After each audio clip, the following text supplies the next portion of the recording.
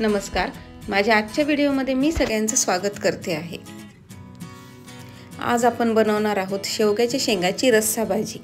मी आता भाज्यांची सिरीज सुरू केलेली आहे, तर मी आता रोज असे छान छान भाज्यांचे व्हिडिओज टाकणार आहे। शेवग्याच्या शेंगाची भाजी करण्यासाठी सगळ्यात आधी आपण इथे मी एक भांडं घेतलेलं आहे, त्यामध्ये आपण पाणी घालून घेऊया। थोडीशी आपण हळद घालून घेणार आहोत आणि आपण ज्या शेंगा कट करून घेतलेल्या आहेत त्या आपण ह्याच्यामध्ये घालून थोड्या मऊ होईपर्यंत आपल्याला हे शिजवून घ्यायचे आहे। आणि मीठ अगदी थोडंसं घेतलेलं आहे।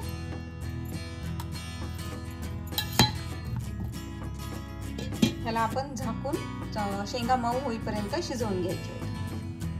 आता शेंगा मऊ होतात तोपर्यंत आपण त्याचा मसाला बनवून घेऊया। तर मसाला बनवण्यासाठी मी इथे एक कढई घेतलेली आहे, त्याच्यामध्ये मी थोडंसं तेल टाकून घेते, साधारण 1 मोठा चमचा। तेल आता गरम झालेले, त्याच्यामध्ये आपण कांदा घालून घेऊ। आम्ही 1 कांदा घेतलेला आहे मीडियम साईजचा आणि त्याला थोडंसं मोठं मोठं कट करून घ्यायचं। आता हे आपल्याला एक लाल होईपर्यंत परतून घ्यायचं आहे।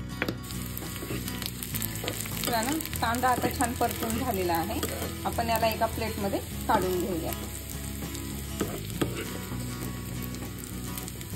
आता यातच आपल्याला शेंगदाणे भाजून घ्यायचे आहेत।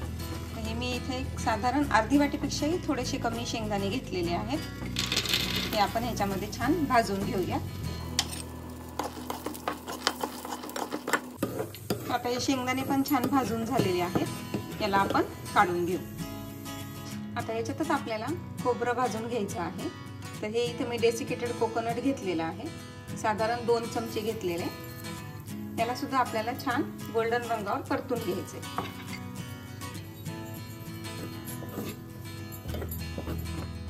आता हे खोबरं पण छान भाजून घेतलेलं आहे, याला पण आपण साईडला काढून घेऊ।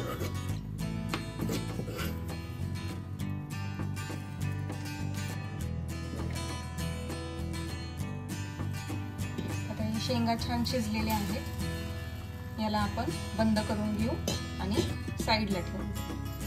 आता सगळा मसाला आपल्याला मिक्सरच्या भांड्यामध्ये काढून घ्यायचा आहे।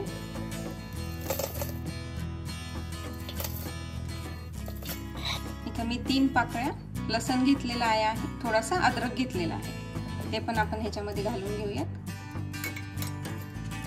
आणि ह्याची आता आपल्याला छान बारीक पेस्ट करून घ्यायची। हे असं एकदम छान बारीक पेस्ट करून घ्यायची।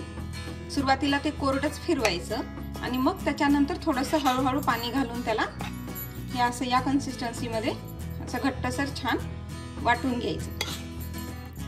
आता मसाला आपला तयार आहे, आता आपण भाजी फोडणी देऊयात। तर भाजी करण्यासाठी मी इथं आता एक पॅन घेतलेला आहे, त्यामध्ये आपण 1 मोठा चमचा तेल घालून घेऊयात। तर आता तेल तापलेलं आहे, आपण याच्यामध्ये जिरे मोहरी घालून घेऊ।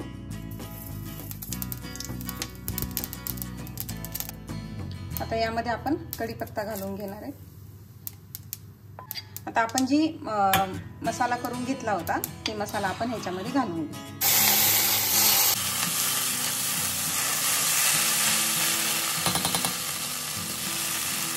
ह्याला आता आपल्याला मीडियम गॅसवर आपल्याला एक 4 ते 5 मिनिट आपल्याला ह्याला छान परतून घ्यायचंय, जोपर्यंत मसाला तेल सोडत नाही।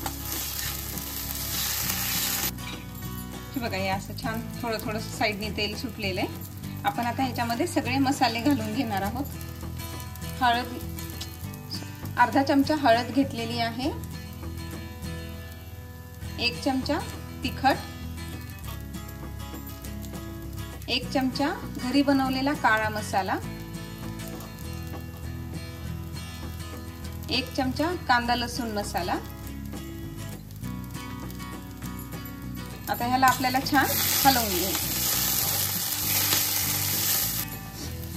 हा मसाला सुद्धा मी 1-2 मिनिट छान परतून घेणार आहे, म्हणजे ते सगळं मिश्रण छान एकजीव होईल। आता याच्यामध्ये आपण ज्या शेंगा उकडून घेतल्या होत्या त्या घालून घेऊया।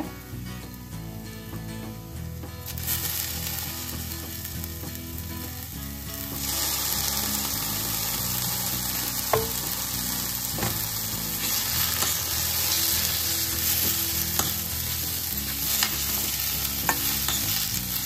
ज्या पाण्यामध्ये शेंगा उकळून घेतल्या होत्या ते पाणी घालून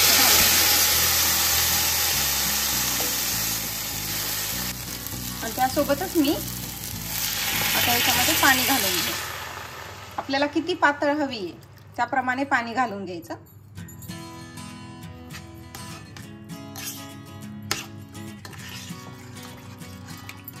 तर हे छान मिक्स करून घ्यायचंय. तुम्हाला जसा रस्सा हवाय त्याप्रमाणे पाणी घालून घ्यायचं. कमी जास्त घातलं तरी पण चालतंय. आता यामध्ये आपण चवीप्रमाणे मीठ घालून घेणार आहोत.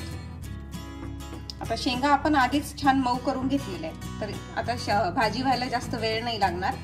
याला फक्त एक आपल्याला 2 ते 3 मिनिट छान उकळी येऊ द्यायची आहे आणि मग आपली भाजी तयार होईल. आता आपण यामध्ये कोथिंबीर घालून घेऊ.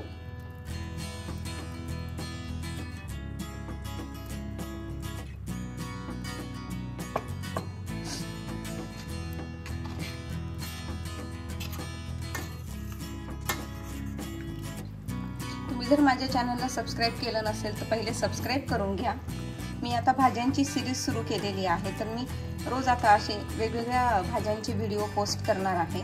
तर ते पाहण्यासाठी तुम्ही माझ्या चॅनलला सबस्क्राईब करा, लाईक करा आणि रेसिपी जर आवडली तर त्याला शेअर करा. आता हे छान उकळलेलं आहे. भाजी आता आपली तयार झाली आहे. याला आपण साईडला काढून घेऊ. तुम्हाला हा व्हिडिओ कसा वाटला हे मला कमेंटमध्ये नक्की सांगा आणि माझ्या चॅनलला सबस्क्राईब करायला विसरू नका. भेटूयात असंच एका नवीन रेसिपीसोबत पुढच्या व्हिडिओमध्ये. थँक्यू.